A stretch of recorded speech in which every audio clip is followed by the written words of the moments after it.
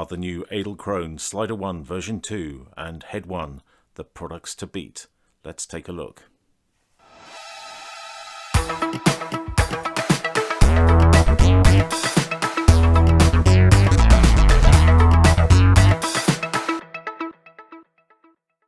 As I promised the other week, here's a quick look at the new SliderOneV2 and the motion box from Edelkrone. I've been using it for a couple of weeks now and have a few thoughts. First of all, it's much quieter than the previous version.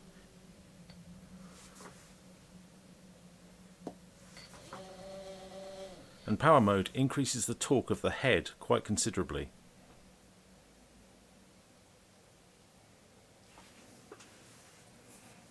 Also, I'm pleased to see there's only one app now instead of one each for the head and the slider. And it's pretty easy to use, but there could be some improvements, and we'll have a look at that in a second.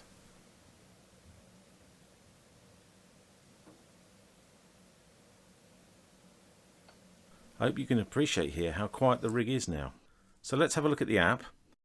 Quick to open and pair. There are a lot of features in this app, and I'm only going to touch on a couple of them here. And you can shake the phone to bring up the feedback screen. So we've got slider control on the right here and pan control on the left, and if you have it in tilt mode, tilt control becomes active. So let's set a first pose, and then we'll set a second one. Just change the pan to a second position, and we can save that as pose 2. Then we can set the speed and the in-out curve. And we can set it going.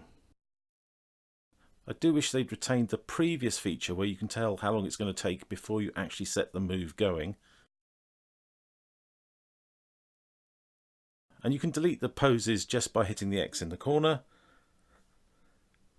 Let's pan to a different setting.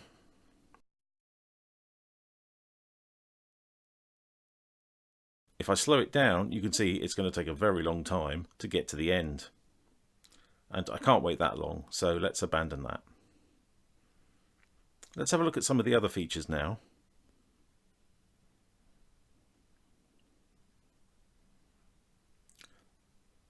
So you can actually watch user manual videos with a direct link through to YouTube from the app, which is very handy. And you can also report a problem directly from the app. And I've done this a few times. And you also have the time-lapse setup, which I haven't used yet, I must admit. You can set dynamic intervals using this graph. And you can do the same thing for the stop motion setting.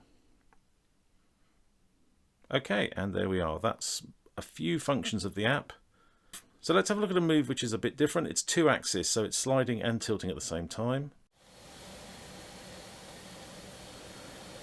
I've boosted the audio here so you can hear the background noise, but the actual slider and head don't make much noise at all.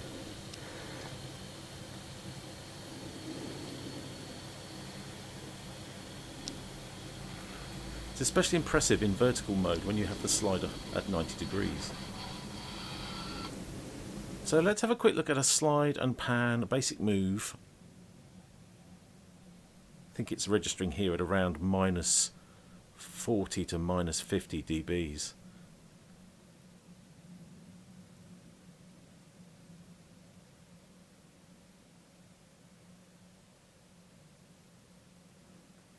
Anyway, that's it for this week. Thanks for watching. See you next time.